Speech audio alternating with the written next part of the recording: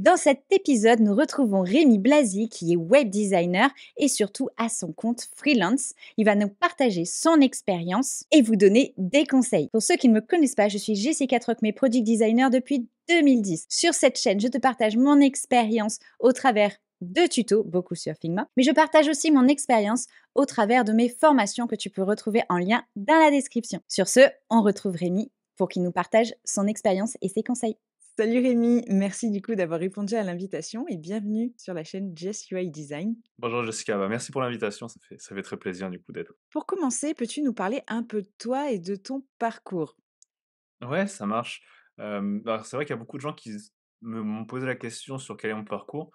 Il est un peu atypique, c'est-à-dire que moi à la base, comme beaucoup de designers, je pense, je ne savais pas dessiner. Mais comme beaucoup, j'ai touché Photoshop en- au collège, les cinquièmes, je pense. Et après d'autres outils pour faire des sites web, etc. Donc j'ai toujours touché au graphisme et au design. Et après, en études supérieures, par contre, j'ai fait un bac S, DUT technique de co, licence professionnelle e-commerce et ensuite master e-commerce. Donc c'est pas vraiment d'études de design à proprement parler, mais comme c'était rattaché au marketing, digital, on va dire, il y avait des cours du XUI, il y avait des cours sur InDesign, Adobe XD du coup. Et c'est comme ça que j'ai pu savoir qu'on pouvait se professionnaliser là-dedans. Et ensuite, j'ai pu, travailler dans une, start-up qui faisait, de l'UX design. D'accord, c'était en quelle année du coup au niveau des études qu'il y avait ce parcours-là? Bah, ça va pas me rajeunir, mais j'ai commencé mes études sup en 2013, donc ça va faire 11 ans. D'accord, Heu, donc ouais, ça fait que ça a commencé à faire. OK, Et toi, super. Jessica, du coup, tu avais fait des Oui. études de design ou pas? Ou tu as fait un parcours atypique du coup, Non, j'ai pas fait du tout d'études de design à la base. À la base, je voulais être prof des écoles. OK, Donc et j'ai fait des études dans la physique-chimie, donc rien à voir. ça marche. Ouais, bah, oui. Du coup, j'ai un master, mais plutôt en physique-chimie et puis c'est après coup que j'ai trouvé, bah, du coup, cette passion où en fait, à la base, je dessinais, par contre OK, et puis, bah, pour, ce côté artiste, et ben, c'est ça m'a nourri. J'ai trouvé, cette idée-là, mais que plus tard et du coup, en autodidacte, en fait, je me suis lancée à apprendre, tout ce qui était, UI design. Enfin, à ce moment-là, ça s'appelait pas UX et UI oui, design. oui, oui, c'est récent, Mais ouais. voilà et puis j'ai appris aussi, du coup, tout ce qui était HTML, CSS, donc je faisais aussi de l'intégration HTML, CSS OK, ça donc marche. voilà. Ouais, Non, ouais, j'ai bah, pas fait de d'école. ouais, comme beaucoup, on vient de milieux un peu, extérieurs, mais c'est ça qui est intéressant du coup, c'est parce qu'on apporte d'autres forces du coup, pas seulement du design, mais il y a C'est ça d'autres idées qui nous viennent de d'autres domaines. et puis, du coup, on a connu les débuts sur Photoshop, donc ça, Ouais, c'est c'était ça, assez exactement. monstrueux, quoi. Ouais, c'est clair. Donc quand on voit maintenant les outils, de conception comme Figma et plein d'autres, enfin, ça a rien à voir, quoi. Ouais, ouais, c'est C'est clairement. ceux qui commencent avec ça, Ah ouais, franchement, encore ça moi j'avais alors je sais pas toi, moi j'avais commencé avec Adobe, enfin j'avais fait Photoshop, mais très vite j'ai eu Adobe XD et c'est vrai que ça a donné, pas mal de d'air du coup, mais c'est vrai que les premières maquettes sur Photoshop, fallait s'accrocher, hein. oui, c'est clair. Quand on te demandait, de modifier un élément et que tu devais le faire sur toutes les maquettes, tu faisais Ouais, ça ouais, ouais, ça piquait, c'est ça ça c'était dur, ouais. piquait. En ce qui concerne ton parcours, quelles ont été, bah, tes premières expériences pro, dans le domaine du design? Alors j'ai travaillé, 3 ans en alternance, dans une entreprise qui faisait des meubles sur mesure du coup. Donc là, du coup, j'ai fait la conception du site, du logiciel, enfin de l'outil. Donc c'était assez poussé parce que comme c'était du meuble sur mesure, il y avait pas mal de paramètres et cetera. Fallait travailler l'expérience pour, travailler le clic profond. Est-ce qu'on faisait un configurateur qui était plutôt user friendly pour tout le monde ou un peu plus pour les professionnels ou pour les 2. Ouais, il y avait beaucoup de questions qui permettaient de se poser, d'émettre des hypothèses. Donc ça m'a permis de bien travailler l'UX et l'UI. Donc 3 ans en alternance. Ensuite, j'ai fait 4 ans de CDI où je suis passé lead. J'avais une équipe du coup, avec des designers, des développeurs et du coup, on travaillait par squad. Donc ça m'a permis de travailler le management. Donc 3 ans et 4 ans de CDI dans cette entreprise. Puis après, ça fait 2 ans du coup, mi-freelance, mi-créateur de contenu sur les réseaux sociaux, sur de l'UX et du design. OK, et du coup, au niveau de ces projets enfin, Tu avais juste une application, un site en particulier sur lequel tu t'occupais ou il y avait aussi, d'autres projets? Non, c'était vraiment une agence avec un projet du coup? Ouais, c'est ça, c'est vraiment une entreprise qui avait un projet et ensuite on a développé un univers de projet où il y avait le configurateur, puis après très vite il y avait la notice de montage, comment faire des planches sur mesure, comment assembler plusieurs meubles sur le même plan et cetera. Donc c'était un projet, on va dire corps et ensuite le reste qui s'accrochait derrière pour aller développer l'entreprise. Mais effectivement, oui. En fait, j'ai jamais travaillé en agence du coup, c'est que depuis que je suis passé en freelance que j'ai connu à peu près ce que c'était de travailler avec plusieurs clients, donc ça a été très différent, mais oui, du coup, ouais, je travaille que sur un seul projet.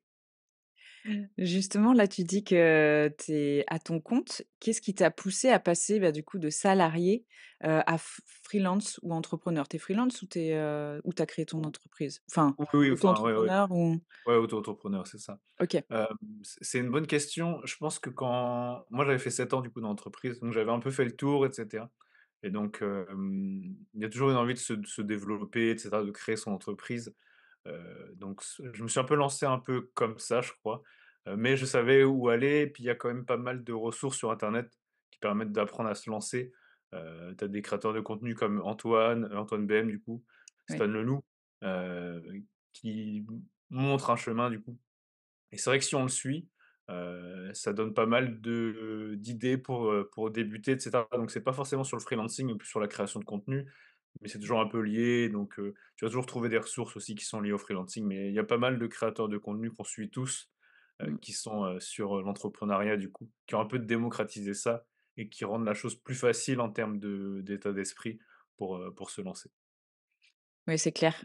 Quand on se lance dans l'entrepreneuriat, c'est tout un mindset, à développer et qu'on continue de développer, plein de casquettes, qu'on apprend aussi, plein de Ouais, compétences. c'est clair. C'est très riche. C'est clair, mais il y Hem, avait des choses que je m'étais pas dit que ça prenait autant de temps comme, bah, la compta, tu vois? Ou faire des factures, des devis. Ça prend quand même une part importante de notre temps. Je pensais que j'allais faire plus de design, mais bon, finalement, mais ça va, on s'en sort, ça reste quand même, faisable. oui, c'est sûr que c'est chronophage. Après, l'étape d'après, c'est de pouvoir déléguer, cette Ouais, partie-là. C'est clair. ouais, c'est clair. Alors par rapport à, bah, du coup, à ton alors par rapport à ton entreprise, est-ce qu'il y a des moments, des projets marquants, depuis que tu as commencé, en tant qu'indépendant? Vraiment des projets qui t'ont le plus marqué, au niveau de ton parcours? Alors sur les projets, bah, déjà je pense le premier on a tous, je pense que c'est celui qui nous marque parce que comment dire? C'est la première fois où tu arrives à avoir un client toi-même, de le facturer, de recevoir de l'argent et cetera. Donc je pense le premier, le 1er je l'avais pas facturé très cher, je crois que j'avais fait un site complet avec, CMS et cetera pour, 800 ou 1 000 €, quelque chose comme ça. Ce qui était bah, quand on nous dit qu'on débute en freelance, on nous dit toujours: «Faut pas trop sous-facturer», mais sur les premiers projets, c'est vrai que c'est difficile et compliqué. Il y a quand même le syndrome de l'imposteur: «Est-ce que je vais y arriver?» et cetera. Donc ouais, le 1er projet, je pense qu'il est marquant, parce que, voilà, on fait beaucoup de choses par soi-même. On n'est jamais sûr si le client est content et cetera. Donc j'avais fait un feedback et cetera. Puis le premier projet, il y a rien qui est prêt, il y a pas tu pas de template pour lui demander, tu pas enfin, tu pour demander au client ce qu'il veut, tu as rien qui est prêt, tu as pas de template et cetera. Donc c'était assez laborieux, donc il y a ça qui m'est revenu. Mais ça s'est bien passé. Donc le premier projet, je pense et ensuite, en freelance, comme j'ai fait pas mal de projets, il y en a pas un enfin, voilà, ils m'ont tous marqué parce que c'est toujours des projets intéressants avec les clients. Hem, je pense que ce qui m'a plus marqué, mais c'est plus en termes de création de contenu, c'est quand j'ai une de mes vidéos qui a fait, 500 000 vues sur TikTok. Mais là, c'était beaucoup plus marquant parce que, j'avais enfin, la journée, je l'ai posté genre à 15 heures. Le lendemain, j'avais beaucoup de commentaires et cetera, ça arrêtait pas de pleuvoir et c'est à ce moment-là où j'ai aussi eu beaucoup de demandes de projets en freelance, du coup. Mmh.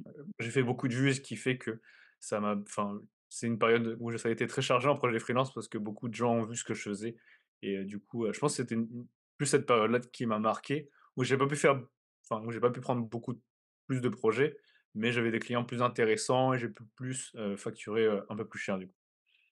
Et oui, effectivement, c'est vrai que du coup, tu as gagné en figure d'autorité, Ouais, via clairement. les réseaux sociaux, en fait. C'est ça qui est assez, impressionnant, la différence, avant-après, par rapport à ça, c'est clair. Ouais, c'est clair. Ouais, ouais. Et qu'est-ce que ça t'apporte de plus, justement, le fait de créer des contenus sur les réseaux sociaux? Alors moi, je sais pas toi, mais moi là, quand j'ai créé enfin, je voulais faire freelance, mais enfin l'acquisition de clients, je savais pas trop comment faire et du coup, je me suis dit: «Bah, je vais faire du contenu sur les réseaux et ensuite ça va attirer des gens» et donc j'entends beaucoup de freelance qui m'ont dit que j'ai galéré les 6 premiers mois, un an à trouver des clients. Moi, je me suis lancé assez vite sur Instagram et sur TikTok et les clients sont venus assez rapidement, donc je pense que c'était le format aussi de contenu qui montrait, que je faisais des sites et cetera. Mais en tout cas, ouais, j'ai eu mes premiers clients, je me suis vraiment lancé en freelance on va dire septembre 2022 et mon premier client, je l'ai eu en octobre ou novembre. Donc en 2 mois, j'avais eu mon premier client et je l'avais signé et cetera. Donc ça allait assez vite parce que, comme les vidéos courtes, donc c'était aussi l'essor des vidéos courtes, mais comme les vidéos courtes te mettaient vraiment en avant, ça a permis de monter assez vite, en tout cas en termes de freelance. Donc je pense OK, que c'est la donc première force, ouais, de faire des vidéos courtes, c'est de trouver des clients rapidement si on se lance en freelance. ton canal d'acquisition principal, c'est quoi? C'est plutôt TikTok, plutôt Instagram ou une moyenne des Hem, 2? C'est ouais, quoi qui alors fonctionne le mieux? pour ce qui est freelance, je dirais que c'est TikTok parce qu'il y a une exposition qui est, un peu plus grand public, donc il y a un peu de tout du coup, mais j'ai une meilleure exposition sur TikTok.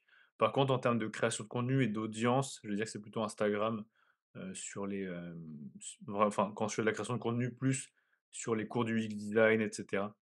Sur cette casquette-là, ça va être plus Instagram, où j'ai plutôt une audience, une vraie communauté qui me suit. Sur TikTok aussi, mais c'est plus large, on va dire que l'algorithme est assez différent sur à qui je montre le contenu.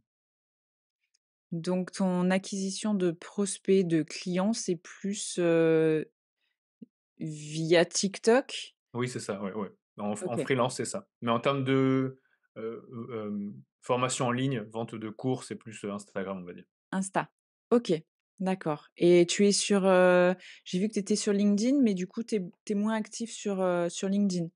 Oui, bah, j'ai un compte comme tout le monde, j'ai toujours voulu faire du contenu, mais j'ai jamais eu le temps ni la vraie envie de me lancer. Enfin, quand on a déjà 2 3 canaux, c'est difficile d'en rajouter un quatrième quand on est tout seul. Je sais Oui. pas combien tu en as toi du coup, si tu arrives à déléguer, mais c'est vrai que voilà, j'avais déjà TikTok, Instagram, plus la newsletter et un peu YouTube, ce qui Mmh. fait que rajouter LinkedIn par-dessus, mais je sais que ça a l'air de bien marcher en tout cas pour certains. Par rapport aux aspects maintenant on va passer, aux aspects techniques du design, en UX, UI. Quels sont selon toi les principes, bah, qui sont les plus importants à respecter pour créer des interfaces intuitives et efficaces? C'est intéressant comme question, parce que tout le monde a un peu, son sujet de prédilection et sa base à défendre.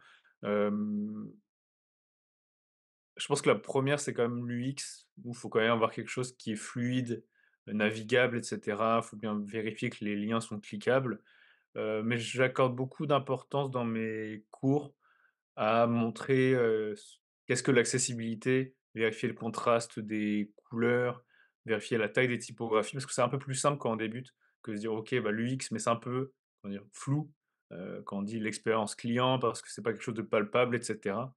C'est pour ça que je préfère rattacher ça à des choses qui sont, on va dire créatives, mais qui sont réalisables pour les débutants. De vérifier que c'est des couleurs, où ça va contraster donc avec du noir et du blanc, que les CTA vont être colorés pour guider l'utilisateur et que les titres, par exemple, sont assez grands pour, contraster avec les tailles de police. Donc ouais, moi je mets un accent assez fort là-dessus, même si je sais que la première base quand même pour avoir quelque chose d'ergonomique, c'est de faire attention à l'UX général, de comment se comporte l'application ou le site quand on navigue dessus. Et c'est vrai que l'accessibilité est vraiment super importante et les fameux, les fameuses règles du W3C Ouais, et encore plus quand on s'occupe de sites, de villes, de communautés de communes et cetera, les sites institutionnels. Donc ils prêtent vraiment attention à tout ça et un peu moins dans les sites, on va dire, plus, dans le privé. Mais c'est vrai que c'est dommage parce qu'il y a vraiment des points super importants et essentiels quand même à connaître et à mettre en place. Ouais, ouais, carrément. Bah, comme tu dis, du coup, sur les sites un peu institutionnels, ils aiment bien mettre des fonds colorés, par exemple, parce que, voilà, ça fait il y a de la couleur et cetera. C'est des choses, voilà, où il faut guider le client ou l'élève, du coup, à essayer de moins faire de ce genre de choses ou alors lui montrer qu'il faut plutôt faire des fonds colorés, mais plutôt pastel ou assez clairs, assez neutres pour que ça gêne pas la lisibilité. Parce qu'il y a beaucoup de bandeaux qui sont rouges, très très foncés. Qui je pense, en fait, est un aspect qu'on avait beaucoup sur Word ou dans les années 2000, où effectivement on pouvait mettre beaucoup de couleurs d'un coup et c'était sympa. Mais effectivement après, plus on évolue, plus on voit que c'est moins lisible, pour les gens. Oui, c'est clair. Ou en tout cas, faire attention au contraste à minima, c'est clair. Oui, c'est clair. Ouais, ouais.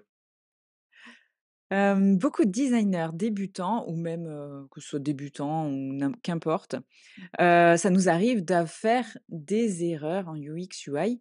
Quelles sont les erreurs les plus courantes que tu as pu observer et comment on peut les éviter? Hem Ouais, je pense une des heures courantes, je sais pas si tu la vois aussi, mais c'est les textes à rallonge où ils prennent enfin le texte prend vraiment de gauche à droite de l'écran. Oui, Le pire, c'est quand il y a pas de marge, mais encore maintenant, la plupart des CMS mettent des marges quand même sur les côtés, mais il y avait une époque où il y avait même pas de marge sur les côtés, donc vraiment les textes à rallonge qui font, donc sur smartphone, c'est moins grave, mais c'est vrai que quand on passe sur le format desktop, le texte, il prend vraiment toute la place. Voilà, faut quand même, mettre un container qui a une certaine taille. Donc moi, il y a les textes à rallonge qui me choquent souvent. Les aussi le choix des typographies, je trouve des fois qui est un peu hasardeux. Les gens vont choisir des typographies, alors on peut mettre du Arial et cetera, mais je sais pas, pour des titres, ils vont mettre du Times New Roman ou des typographies qui sont un peu vieillottes, enfin qui font un peu Word. oui. Ouais, donc moi je dirais ça en tout cas en premier. Ouais, le texte à rallonge plus, typographie, un peu étrange. C'est vrai que je te rejoins là sur la longueur des textes au niveau de la largeur d'un écran. Donc, vraiment le truc à éviter et je le vois mais sur beaucoup, beaucoup, beaucoup de sites. C'est assez impressionnant quand même, que l'info ne passe pas plus que ça et c'est vrai qu'il vaut mieux à la rigueur, en tout cas pour les écrans d'ordi, avoir une largeur, on va dire, maximum, de 700 pixels peut-être ou grand maximum 800, Ouais, mais c'est pas clair. sur toute la largeur, s'il vous plaît. Ah ouais, C'est c'est clair. clair. Après sur, Après comme tu dis, sur mobile, bah, que ça prenne toute la oui, c'est largeur, ça. c'est en fait, ça a aucune importance puisque en fait, là, on est sur mobile, donc on optimise le plus possible, l'espace, donc là, c'est bon, mais c'est vraiment sur desktop ou en termes de en fait, pourquoi? C'est en termes de confort de lecture. Vous pourrez faire le test de votre côté, si vous mettez le texte vraiment qui prend toute la largeur et le texte qui est réduit en largeur. Vous allez voir que c'est beaucoup plus facile à lire et même quand on regarde des articles, quand on regarde dans un journal, et cetera, au niveau, impression et bah, pareil, ça va pas prendre toute la largeur. Dans un article et bah, il y a 2 colonnes, par exemple et Oui, c'est c'est pas ça. pour rien. C'est C'est pas pour exactement rien. ça. Ouais, ouais, tout à fait. Du coup, pour rebondir sur ce que tu dis, tu sais, dans les journaux, c'est écrit, en justifié, je crois, le terme, c'est justifié Ah qui oui, ça par contre, faut éviter. ouais, par contre, sur internet, effectivement, enfin, sur les sites web, Oui, le c'est pas justifié marche pas accessible. parce que comme il y a des tailles qui sont, différentes sur les tailles d'écran et cetera, du coup, on a des alors j'ai oublié le mot, mais, Bastille en parle dans une des vidéos. Donc Bastille, oui, pour ceux qui bah, je pense que les gens doivent connaître, mais, du coup quand on passe le texte en justifié sur, les sites web et cetera, on a vite des gros creux qui se créent parce que le Oui. texte, arrive pas vraiment à s'aligner. Ce qui n'est pas le cas, en fait, dans les journaux ou dans les livres parce que la taille est tout le temps la même sur les pages. Mais en tout cas, ouais, le texte justifié à éviter, du coup, sur les sites web aussi. En fait, même moi, je dirais c'est interdit sur les sites web parce qu'en termes d'accessibilité, ça fait partie des règles d'accessibilité du W3C. Donc, il ne faut pas justifier les textes. Donc, Ouais, ça, c'est clair. Donc, vous pouvez dire ça à vos clients, c'est qu'en termes d'accessibilité, c'est même interdit. ouais. Comme Ouais, ça, c'est clair. c'est réglé. Parce qu'il peut y avoir des clients qui disent: «Bah non, je trouve ça plus joli que ce soit justifié». Oui, mais en fait, non, c'est pas possible. Ouais. Il y a beaucoup de clients qui veulent le texte justifié parce que justement on leur a appris, je sais pas, enfin on leur a appris Oui, sur InDesign effectivement le texte on le justifie parce que la taille est définie, mais en tout cas sur le web c'est différent. Mais beaucoup de clients, ouais, aiment bien le texte justifié, ou, aligné un peu, de l'autre sens. oui. Quels sont, selon toi, les éléments clés pour réussir une interface utilisateur? Hem, c'est une bonne question. Si je reprends des nouveaux enfin, autre ce qu'on n'a pas vu, hem, je pense que c'est bien d'avoir de la couleur pour guider l'utilisateur là où il faut, là où on a envie de le mettre. Par exemple, mettre des boutons colorés, essayer de le guider avec, bah, comme je disais, les tailles de typographie. Hem,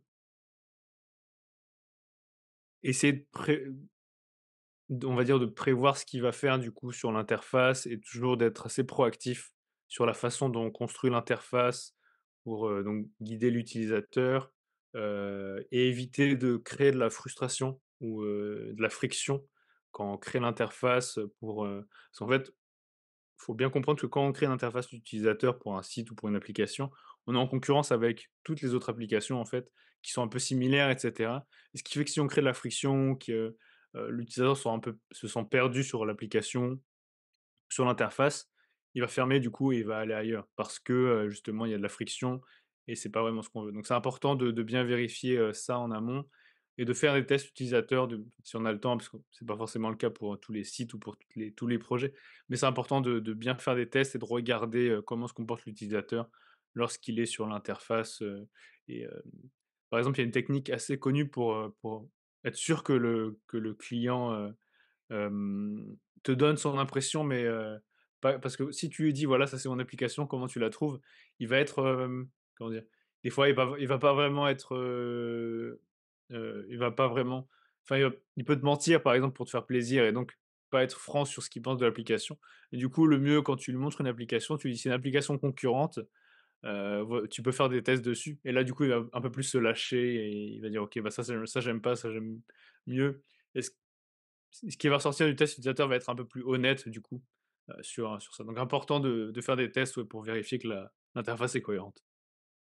Oui, et un autre point important aussi quand vous présentez un projet, expliquez bien pourquoi vous avez fait tel choix et tel choix au niveau de l'interface que vous présentez. C'est comme ça que, vous allez pouvoir, faire comprendre, à votre client pourquoi vous avez fait ces choix-là et puis l'amener à aller un peu plus dans votre sens. Ou alors qui, vous justifie, d'une bonne façon pour quelles raisons il ne veut pas tel ou tel point et pas juste, «j'aime pas» ou, Oui, c'est voilà. clair. Oui, j'aime pas la couleur ou le bouton il est trop gros, ouais, Ouais. c'est vrai que c'est important Le de logo trop mettre, il faut mettre le logo plus gros. ouais, ça arrive très souvent, mais il faut mettre de la pédagogie effectivement sur pourquoi on a conçu cette interface dans ce sens-là. Moi, je pense qu'il y a une règle, qui que j'aime bien, c'est la fameuse règle des au niveau des couleurs pour, l'UI design, la fameuse règle des 60-30-10 Oui, en termes de pourcentage, de couleurs. Par exemple, 60 ça va être la couleur qui va être prédominante. Par exemple, sur un site qu'on veut épurer, ça va être plutôt une couleur, qui tend vers les blancs. Une autre couleur, par exemple pour les textes avec, une couleur, foncée, on va dire vers les gris très foncés et une couleur de 10 pour tout ce qui va être couleur, de mise en accent, que ce soit sur un bouton, d'appel à action et cetera, pour les éléments, visuels à mettre en avant. Donc je trouve que déjà, de commencer par appliquer cette règle-là, c'est déjà pas mal. ouais, c'est clair. Ouais, ouais, j'en parle souvent dans les cours effectivement. Je la rabâche un peu parce que c'est vrai que des fois c'est un peu, bah, ça manque du coup de cohérence et cetera et c'est vrai que la règle des 60-30-10 permet de bien rendre cohérent son design, rapidement, on va dire. C'est clair. Quels sont les outils et techniques que tu utilises le plus souvent dans ton travail au quotidien? Hem, c'est une méthode que j'essaie de montrer donc dans les formations que je vends et cetera ou sur YouTube. Moi j'ai, une méthode qui se base sur Figma et Webflow. C'est-à-dire qu'on va commencer à faire la maquette sur Figma et ensuite on intègre sur Webflow parce que ça permet bon, il y a beaucoup de gens qui se demandent: «OK, mais pourquoi on fait pas directement sur Webflow?» et cetera. Le problème, c'est qu'on est vite limité, par la technique. C'est que en termes de créativité, on peut être bloqué par les blocs et cetera. Donc c'est bien de commencer par faire d'abord un alors si on veut vraiment faire toutes les étapes, d'abord de faire un wireframe, ensuite la maquette, et ensuite on intègre. Mais de d'abord débuter sur Figma pour être un peu libre de tout ce qu'on fait, surtout avec le client, parce que si on s'attaque directement à Webflow et que le client veut modifier des tailles ou changer des blocs, ça peut être vite long et fastidieux, alors que dans Figma, ça prend 2 clics. Donc c'est pour ça que je préconise cette méthode-là. Donc de ne pas faire seulement que du Figma parce que une fois qu'on a terminé sur Figma, bah, le site, il peut pas vraiment être en ligne. Enfin, il existe des plugins et cetera, mais il on peut intégrer de façon plus propre et du coup, de passer sur Webflow, du coup, pour l'intégration. Donc je mettrai ces 2 outils-là. Ensuite, après, il y a tout ce qui est outils d'analyse pour le client, tout ce qui est analytics, Hotjar et cetera, pour faire un peu du X. Mais sinon, principalement pour ceux qui veulent se lancer, Figma et Webflow ou un autre outil de CMS pour intégrer, ça peut être Shopify, Squarespace ou WordPress, s'il y en a qui préfèrent WordPress. Mais en tout cas, de trouver un outil pour lancer son idée en ligne. OK, merci. En fait, je vais apporter une précision. Du coup, Oui, là, pour ces effectivement, pour ces outils, pour, la partie, on va dire UX, UI design, ça va être Figma et là, finalement, c'est la partie aussi web design qui, du coup, est pour, par rapport à Webflow. Donc ouais, pour c'est ceux ça. qui veulent faire juste de UX, UI design, ça va suffire, du coup, Figma. Mais par contre, ceux qui, effectivement, veulent passer à la suite et intégrer ensuite, les maquettes pour créer leur site, ça va être plus Webflow ou tous les CMS, dans ce genre-là. Oui, Donc, c'est là, ça pour le coup, exactement. c'est web designer Oui, qui c'est ça, oui, qui oui, tout à englobe fait. le tout. Et est-ce que tu as des outils aussi au niveau, gestion de projet que tu pourrais partager? Comment Heu, tu gères tes projets avec tes clients, oui, quand, carrément. les retours clients et cetera? Oui, carrément. C'est vrai que j'en ai pas parlé, alors comme beaucoup, j'utilise Notion, je pense que c'est l'outil que tout le monde utilise pour les retours clients. Donc ça me permet en fait d'avoir mes questions et ensuite j'envoie le Notion au client et ensuite il peut répondre, et ce qui fait que c'est assez fluide dans la communication. Ensuite pour les images, bah, je lui demande juste d'envoyer sur Google Drive, mais pareil pour tout ce qui est texte et cetera, ça peut permettre d'être plus rapide avec Notion. Et du coup, pour tout ce qui est images, voilà, un Google Drive. J'essaie pas trop compliqué du coup, enfin, je pense qu'il y a des outils qui sont bien mieux pour gérer les clients. Mais voilà, pas trop compliqué, d'utiliser des choses assez simples pour pas que le client ait un compte, à s'inscrire sur un site, à créer un compte et cetera. Donc pour le fluidifier. Je sais pas si toi tu as d'autres outils pour les clients, pour simplifier la gestion? Hem, Bah, Notion est quand même hyper complet. On peut faire des Oui, choses vraiment très poussées dessus et il y a l'équivalent, c'est Coda OK, et en fait, j'ai une préférence du coup pour Coda que Notion. Mais alors pour le coup, c'est vraiment hyper personnel. Donc après, c'est à vous de choisir un peu les plateformes que vous préférez. Mais voilà, ça va être en fait, c'est son concurrent direct, mais il est en train de gagner du terrain par rapport à Notion. Donc voilà, il y a OK, Coda qui est très intéressant aussi OK, ça marche. à utiliser. Je regarderai, ouais, parce que je connaissais pas du tout du coup.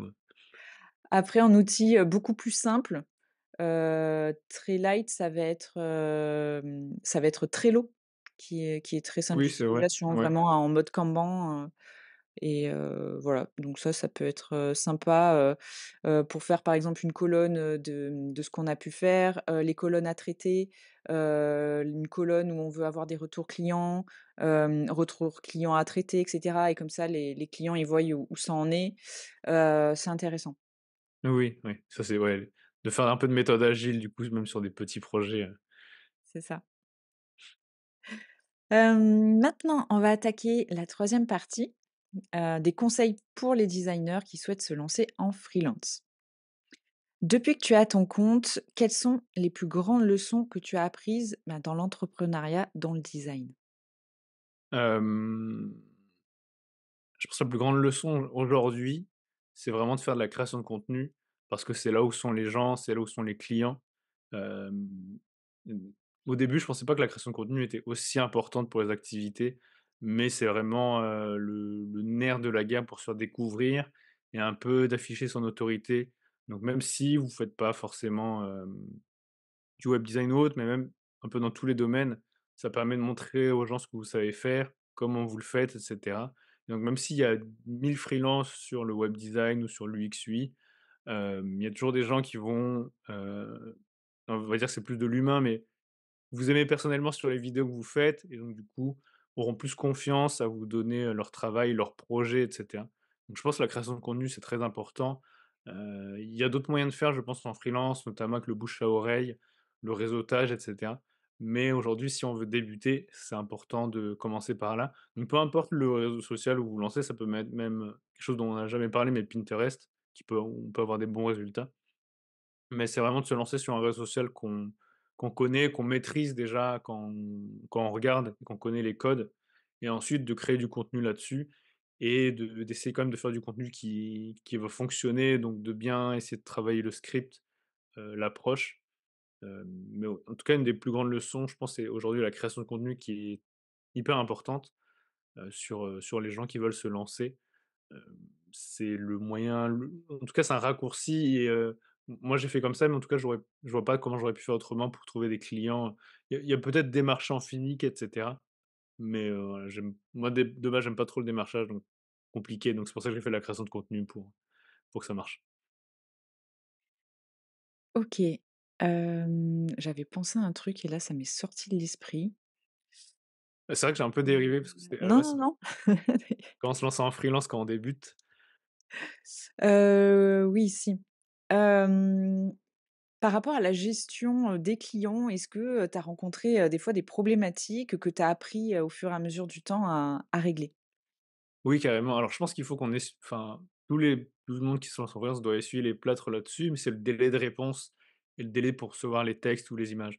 Donc faut essayer de battre le fer tant qu'il est chaud. Donc dès que le client lance le projet, c'est bien de lui demander les textes rapidement, les images rapidement, parce que plus on étire sur le temps et moins le client, se sent, chaud sur le projet et voilà. Plus on met du temps, enfin plus il met du temps à répondre et cetera, plus le projet va prendre du temps et ça va être compliqué après de le gérer. Donc moi j'essaie de faire les projets le plus rapidement possible, c'est-à-dire maximum sous 15 jours maintenant. Avant je faisais des projets peut-être qui duraient un mois et demi. Mais on malheureusement, après, on voit des fois que le client met du temps à répondre, que les textes, voilà, sont pas envoyés en temps et en heure. Donc, je demande vraiment au client de les envoyer au plus vite et je précise dans le contrat une date de fin. Donc même si, la plupart du temps, elle dépasse, c'est important de mettre une deadline, comme ça le client arrive à se projeter à peu près sur la fin et de bien faire attention et d'être actif, donc moi, je leur demande d'être actif sur WhatsApp aussi. Comme ça, dès que j'ai besoin de quelque chose, ils répondent assez rapidement. Donc c'est important, je trouve, de mettre du timing et cetera pour éviter que le projet parte un peu dans tous les sens.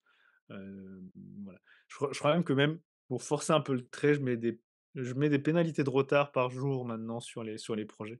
Si le projet est en retard par jour à cause du client et cetera, il y a tant de pénalités. Ce qui fait qu'ils répondent plus rapidement. Donc même si je l'ai jamais appliqué et que j'ai jamais surfacturé un client à cause de ça, ça marche beaucoup mieux pour finir le projet en temps et en heure, ce qui permet d'absorber d'autres projets qui arrivent après, pour avoir un calendrier qui est fluide. Parce que si on a des projets qui dépassent et cetera, c'est compliqué de prendre d'autres clients, donc c'est important, ouais, en freelance de jouer sur la temporalité. Oui, c'est clair. Donc faites attention à bien structurer le projet et par exemple, toutes les tâches que vous allez avoir à faire, essayez, vous, d'estimer les temps. C'est toujours compliqué au départ, mais au fur et à mesure que vous allez faire l'exercice, ça se fera de plus en plus facilement. Donc estimez les temps pour chaque tâche que vous allez avoir à faire pour, toute la création de la partie UX, UI et mettez tout un planning et effectivement avec les fameuses deadlines. Comme ça, le client, il voit les moments où il va devoir interagir, faire ses retours et aussi il va voir combien de temps vous, vous avez prévu pour telle et telle tâche. Donc ça, c'est vraiment super important quand, vous lancez en freelance, d'avoir un tableau comme ça avec un simple Google Sheet. Vous créez un planning que vous allez pouvoir partager avec le client et comme ça, effectivement, s'il ne respecte pas ces délais, vous allez, aussi, potentiellement prévoir des pénalités parce que, on a toujours le risque que ça déborde, que ça puisse partir, des fois un peu en vrille selon les projets. Donc faites attention de bien structurer, bien borner, votre projet. Ouais, c'est clair. En tout cas, moi, c'est le problème que j'ai eu et que je connais pas un freelance qui a eu ces problèmes-là en temps de délai, même si on nous dit de faire des calendriers et cetera. Même mes élèves, ils ont Mmh. tous eu ce problème-là et donc c'est pour ça que je leur dis de bien essayer de bien jalonner au maximum, ouais, sinon, en fait, il faut bien se dire que le client aussi, donc même nous, si nous, c'est notre tâche principale, pour le client, réaliser son site web ou réaliser son UX UI, pour lui, c'est pas sa tâche principale, il délègue et ce qui fait que lui, il peut être moins, par exemple, si le client, je sais pas, son activité, c'est de vendre des produits, à la base, pour lui, c'est de la vente, c'est pas faire de l'UX, faire de l'UI. Donc il y a des choses qu'il va pas comprendre et cetera et donc c'est important, ouais, de bien se dire que lui, c'est pas sa tâche principale et donc il faut essayer de fluidifier au maximum les échanges pour effectivement éviter que ça parte en vrille. Mais je ne sais pas, en tout cas, c'est une erreur que tout le monde fait ou tout le monde doit passer sur Oui, cette c'est ça. histoire de délai, heu et je pense qu'on est vacciné à vie après sur ça.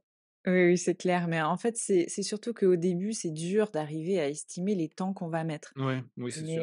Mais à force, on sait.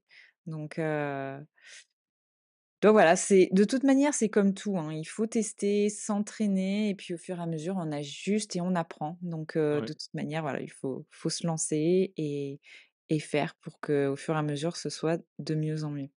ouais, non, c'est clair. Hem, autre sujet, on parle souvent Manu, la liberté qu'apporte le freelancing. Pour toi, qu'est-ce que cette liberté représente et comment as-tu réussi à structurer ton travail pour en profiter pleinement?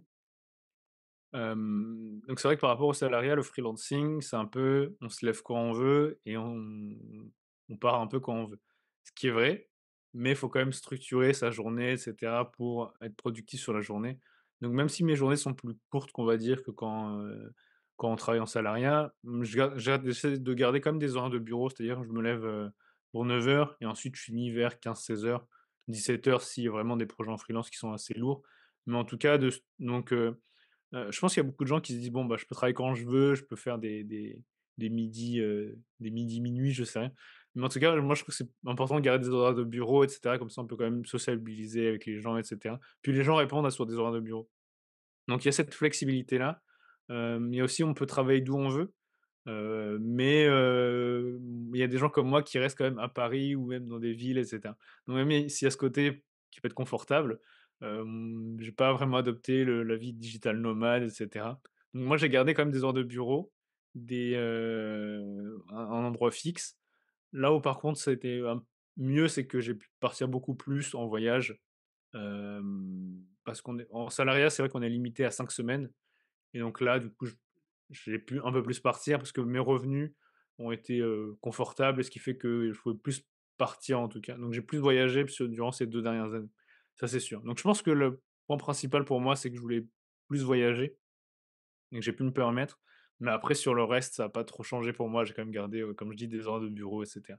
Mais s'il y a des gens qui veulent faire autrement, ils peuvent utiliser les horaires comme ils souhaitent. En tout cas, je connais beaucoup de freelance qui, ouais, finalement refont un 9-17 heures, assez classique.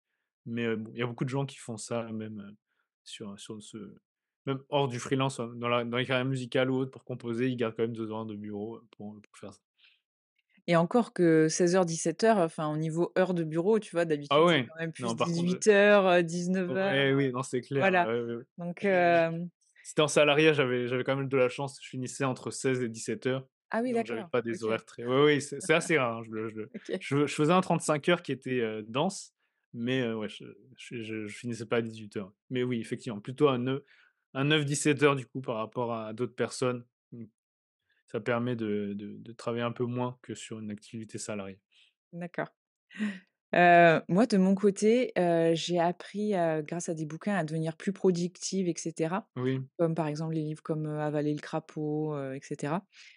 Et vraiment grâce à ça, ça permet enfin moi ça m'a permis d'optimiser mes journées pour être en mode hyper focus pendant plusieurs heures et à arriver à abattre à bloc de boulot, du coup plus rapidement et profiter du reste du temps pour être avec mes filles, par exemple.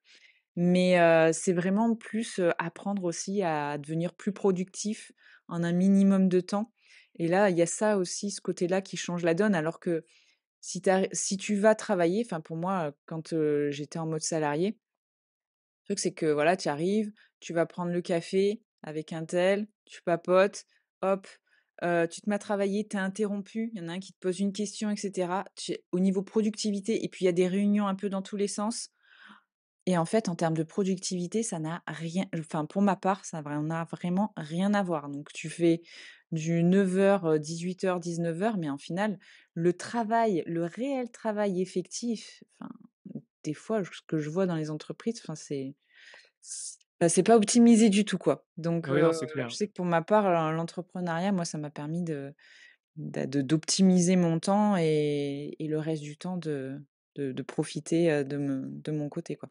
Ouais, c'est vrai que tu soulignes un bon point, j'avais pas pensé, mais c'est vrai que j'avais plus appris aussi à travailler. C'est vrai qu'en salarié, on essaie d'espacer au maximum son travail, donc pour, voilà, pour éviter d'avoir plus de tâches et cetera, parce que dans tous les cas, on est payé pareil. en freelance ou en création de contenu, Mmh. le temps, c'est assez important et donc on essaie de vraiment Ouais, condenser et c'est vrai qu'on a un peu cette folie un peu de toujours vouloir optimiser notre temps et cetera. ouais, Hem, je pense que par exemple, la folie qu'on a tous un peu en tant qu'entrepreneur, c'est de enfin, je pense que tu dois le faire aussi, mais c'est de te enfin de traquer ses temps de travaux. Donc mmh, utiliser un toggle track et donc de regarder les heures qu'on a travaillées et cetera. On a tous un peu cette folie de traquer notre temps de travail, ce qu'aucun salarié va faire en fait finalement, parce qu'il a aucune raison de traquer son temps de travail. Mais nous on le fait, on regarde si on a ouais, bien travaillé le matin et cetera. Mais c'est vrai que par contre en termes de découpage, on travaille mieux le matin, enfin en tout cas là où je mets les plus grosses tâches, c'est plutôt le matin et l'après-midi, c'est plus, création de contenu, répondre aux mails et cetera. Donc mmh. plus en tout cas, plus la journée passe, plus c'est des tâches assez simples où, vraiment le matin, ça va être vraiment sur le freelance et les gros, la grosse UX/UI, on va dire. Ouais, c'est clair. Hem, j'ai encore perdu le fil. C'était sur le Hem, découpage, le temps de travail. ouais, c'est ça. Je voulais ajouter un point. Bon, c'est pas bien grave. OK, ouais, pas de souci. Mmh, alors oui, donc super important de enfin, du coup, au niveau entrepreneuriat, c'est vraiment le point, crucial d'arriver à gérer son temps et surtout, voilà, au niveau entrepreneuriat, nous, on a notre temps qui est ou en tout cas, la charge de travail que l'on va être capable d'appliquer va être va être complètement lié à notre revenu. Donc du coup, plus on arrivera à être en capacité, d'abattre une charge de travail importante et plus on va réussir à gagner. Donc c'est sûr que ça c'est pas du tout le même esprit. C'est clair. Ouais, c'est clair. Alors pour la dernière partie, on va parler vision avenir et conseils pratiques. Hem, comment vois-tu l'évolution du design pour les prochaines années? Enfin en tout cas l'UX UI design. Ouais, c'est une question intéressante et je pense que là où les gens attendent un peu la réponse, c'est au niveau de l'IA qui a beaucoup évolué. Alors moi perso, j'utilise, ChatGPT comme tout le monde. Je pense que toi aussi pour tout ce qui est écriture. Donc déjà, je trouve en termes de texte et d'écriture, ça s'améliore beaucoup et cetera. En termes de design aujourd'hui, par contre, l'IA est pas terrible. Il y a vraiment aucun outil qui m'a fait, waouh sur un site. Donc Figma va lancer son outil d'IA, mais il y a eu Oui, enfin, il y a eu quelques polémiques, je crois, comme quoi ça reprenait un petit peu trop les designs d'iOS. Donc oui, ils l'ont un peu changé. Ils l'ont un peu plus découpé en termes de marketing, pour l'appeler, First Layout et cetera. Donc moi, je l'ai pas encore, mais je regarderai ça avec attention. Donc aujourd'hui, l'IA en termes de création du XUI, c'est pas encore terrible, mais en tout cas, vu ce que ça a fait en termes de texte et de création de contenu pour le texte, il y a aucune raison que l'IA va pas, être balèze en tout cas sur le de l'UX et de l'UI, mais je pense qu'il faudra quand même toujours quelqu'un qui pilote l'IA derrière pour tout ce qui est design et cetera. Par contre, on va gagner du temps, même déjà je le vois, mais par exemple, quand on veut changer tous les radius d'un design system ou autre, je pense que Figma va pouvoir le faire en un clic, changer les couleurs et cetera ou nous aider à trouver des couleurs ou gérer l'accessibilité. Tout ce qui, voilà, nous prend un peu la tête sur des trucs un peu techniques, je pense que Figma va pouvoir le faire, de façon propre. Après, est-ce que l'IA va nous dépasser en termes de design? C'est possible aussi et que finalement, l'IA réponde mieux sur les besoins clients, sur la création, du XUI, mais pour l'instant, en tout cas, ça va. Mais, ça se trouve dans 2 ans, ça va être totalement obsolète et les IA vont complètement, nous dépasser. Mais ce qui est possible et du coup, on va pouvoir se lancer dans d'autres choses. Je pense que c'est peut-être pas plus mal finalement, que l'IA arrive à faire vraiment tout l'aspect technique et que nous, on soit plus sur le créatif, mais vraiment d'en haut, ce qui permet de trouver d'autres idées et cetera sur de l'UX et de l'UI et vraiment de travailler l'expérience utilisateur parce que c'est une histoire de feeling. Donc peut-être que l'IA va réussir, mais en tout cas, ouais, sur l'avenir mais je pense qu'il faut quand même être confiant sur l'IA et cetera. C'est un peu comme quand l'ordinateur est arrivé ou ce genre de choses. mmh, Le c'est des choses qui vont dans le bon sens. Faut pas vraiment avoir peur de l'IA parce que dans tous les cas, ça va être on est avec ou contre, mais les gens contre, ils vont être un peu laissés sur le côté, je pense. Donc mmh, ouais, travailler avec l'IA, j en tout cas, je pense que ça va être un bon sujet sur l'avenir. Donc, j'aurais voulu te parler d'un autre point sur l'avenir de l'UXUI, mais bon, l'IA est tellement, ouais. impressionnante et importante que ouais, j'ai un peu de mal à trouver autre chose, en tout cas sur ça, donc après, il peut y avoir des designs, des nouveaux, nouvelles tendances de design qui vont émerger. Mais, il y a beaucoup de choses qu'on s'attendait pas. Par exemple, une des tendances en design, il y avait le brutalisme qui arrivait assez vite et assez, pour casser un peu les codes qu'on avait sur les interfaces très lisses, très Apple. Et le brutalisme qui est arrivé, qu'on n'a pas vu venir du coup, donc ouais, les tendances arrivent un peu à contre-coup, je trouve. Et oui, je rebondis, effectivement, les IA, je pense qu'on n'a pas trop conscience encore du potentiel même à venir, donc c'est un peu compliqué parce que ça va très vite. Mais ce qu'il faut faire en tout cas de notre côté, c'est de rester flexible et adaptable. Donc il y a toujours un nouvel outil, il faut pas se dire que, bah, voilà, c'est pas parce qu'on maîtrise Figma que, bah, demain il y aura un autre outil qu'on va devoir se mettre à apprendre. Donc il faut toujours rester en veille technique, rester au courant de ce qui se fait. Hem et tu vois, tu parlais de ChatGPT. Moi, par exemple, j'utilise aussi Claude, Claude Oui, 3. En oui, OK, plus, là, ouais. il y a la version Claude 3 et faites l'exercice de comparer un peu les 2. Et c'est vrai qu'en fonction de ce qu'on va lui demander, ou si c'est une publication ou autre, bah, je trouve que Claude est quand même, bien Ouais, meilleur, peut être du plus coup. plus pertinent, ouais, c'est clair. Ouais. Donc tester Claude, Claude AI, c'est plutôt pas mal, surtout avec la version 3 qui a bien évolué. Au niveau conseil, quel conseil donnerais-tu à un designer qui débute dans l'UX/UI et qui souhaite s'améliorer rapidement? Regardez nos vidéos sur YouTube. Non, mais c'est vrai, ouais, regardez du contenu long, en tout cas, enfin long, au moins des vidéos de 10, 15, 20 minutes, voire plus. Donc moi, là-bas, je viens du format court, donc c'est très bien, mais ça permet pas vraiment d'aller en profondeur sur la création. Donc en format court, moi, je découpe, comment je crée un site web et cetera, mais j'explique pas pourquoi j'ai choisi cette couleur, pourquoi j'ai choisi cette typographie. Pourquoi ce layout aussi?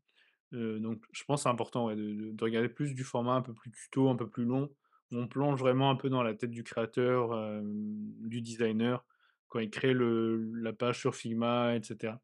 Donc ouais, important de commencer par, du format comme ça. Il y en a beaucoup qui se prennent un peu sur la technique, sur, comment je gère un auto layout, comment je crée un guide de style sur Figma et cetera. C'est bien pour gagner du temps et de le rentrer dans le process, mais pour tous ceux qui débutent et qui commencent un peu à partir de zéro, qui sont faux débutants, ouais, de regarder des sites et d'essayer de les enfin, de regarder des tutos ou même des sites web et d'essayer de les reproduire. C'est important pour s'améliorer, pour essayer de comprendre, pourquoi on a fait ce choix-là et cetera. Ouais, donc de regarder des tutos un peu plus longs, sur ce qui se fait et aussi de reproduire les sites, comme ça on comprend un petit peu, pourquoi il a choisi cette taille-là et cetera. En tout cas, ouais, je trouve que c'est le meilleur conseil d'essayer de reproduire les sites qu'on aime sur Figma. C'est vrai que s'entraîner, reproduire beaucoup, beaucoup, bah, c'est la meilleure façon de monter en compétences, ben, plus rapidement et plus vous allez voir des designs différents et plus au fur et à mesure vous allez affiner votre œil et habituer votre œil, à voir, certains designs et rester à la page, rester en veille technique un maximum et c'est ça qui va continuer de vous faire, évoluer. Mais, c'est vrai que maîtriser Figma et notamment, bah, auto layout et aussi les variables parce que tu vois, tu parlais Oui, de changer les borders radius, mais c'est vrai que rien qu'avec les variables maintenant, c'est quand même assez monstrueux la différence que ça fait. Tu vois, tu te crées ton un fichier, de type UIKit avec, tes variables et cetera et puis après tu pars de cette base-là. Après sur, tous les autres projets et c'est quand même assez énorme le gain de temps, grâce à ça, quoi. ouais, c'est clair. Les variables ont été, je trouve, quand même bien game changer déjà. Mmh. Ouais, ouais, je trouve qu'ils font des bonnes implémentations chaque année, mais en tout cas, ouais, pour les gens qui débutent, vous prenez pas trop la tête sur la technique au début, parce que je vois Ouais, beaucoup de gens qui disent: «Ah, j'arrive pas à faire les variables, les auto layouts», mais comme c'est de la technique, oui, les gens enfin, je trouve que c'est plus gratifiant de refaire un site, donc même si, c'est dans tous les sens avec des frames et cetera et que c'est mieux de structurer avec des auto layouts, ça va devenir un peu dans un second temps. En tout cas, je trouve que c'est plus gratifiant de reproduire des sites et ensuite de faire un peu de technique mmh que mh. l'inverse, mais ouais, en tout cas, c'est important de maîtriser les variables parce que c'est on gagne vraiment du temps sur les projets. Oui, c'est clair. Alors le marché du design est compétitif. quelle stratégie utilises-tu pour te différencier et te démarquer en tant que designer indépendant?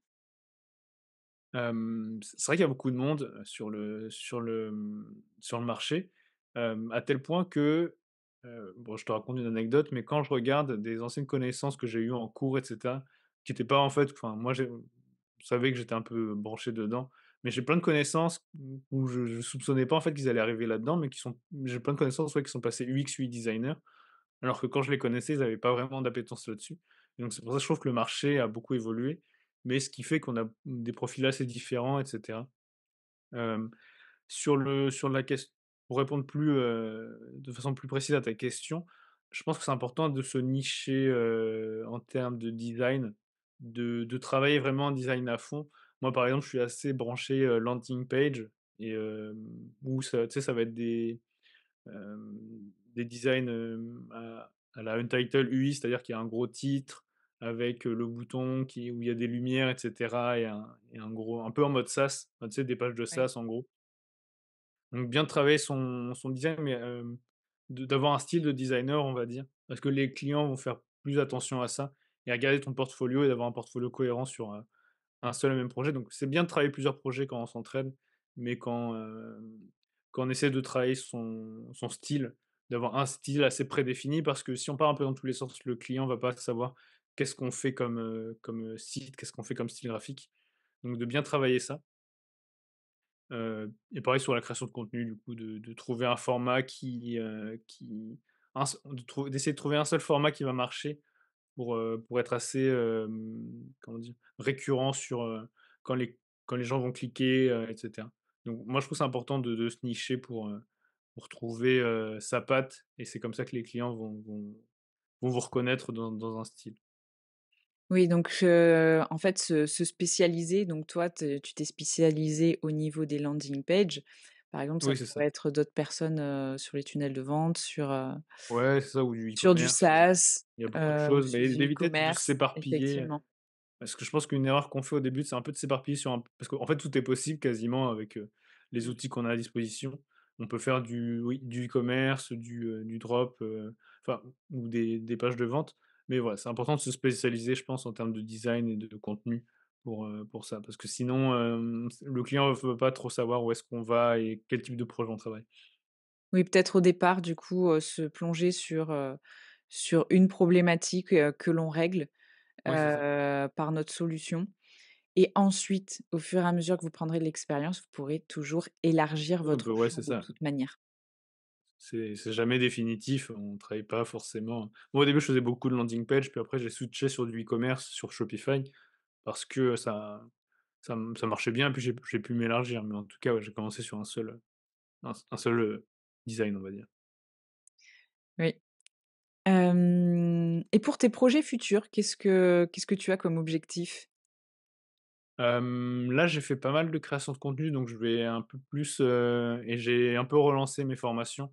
Donc là, j'ai un peu plus travaillé avec mes élèves Heu, pour connaître un peu mieux les problématiques aussi que rencontrent les débutants parce que ça fait 2 ans que je fais de la création et 2 ans que je me suis bien amélioré, mais j'ai un peu perdu comment dire? Les problématiques de débutants du coup. Donc retravailler un peu avec mes élèves et cetera pour voir où est-ce qu'ils en ont et pouvoir recréer du contenu un peu plus pour les débutants. Parce que, comme j'ai une vision un peu, enfin, une meilleure vision de ce qu'on doit faire et cetera. J'ai un peu perdu les problématiques, ce qui fait que ma création de contenu, elle est un peu moins pour les débutants et c'est bien au début pour ratisser large. Donc ouais, travailler un peu plus avec mes élèves, en tout cas sur les prochains jours à venir et la création de contenu. OK, ça marche. Bah, merci beaucoup. Bah, merci Jessica Hem, pour l'invitation, c'était un plaisir.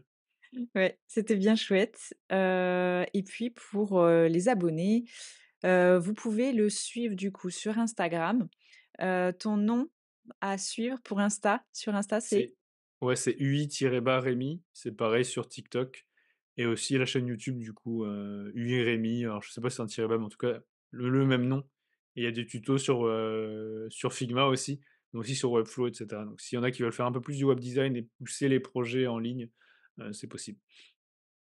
Eh ben, merci encore et puis, ben, n'oubliez pas de vous abonner à la chaîne pour ne manquer, ben, aucune des prochaines vidéos et surtout si vous avez des questions, n'hésitez pas à les mettre en commentaire, on pourra y répondre. Et sur ce, je vous dis à la prochaine. Salut!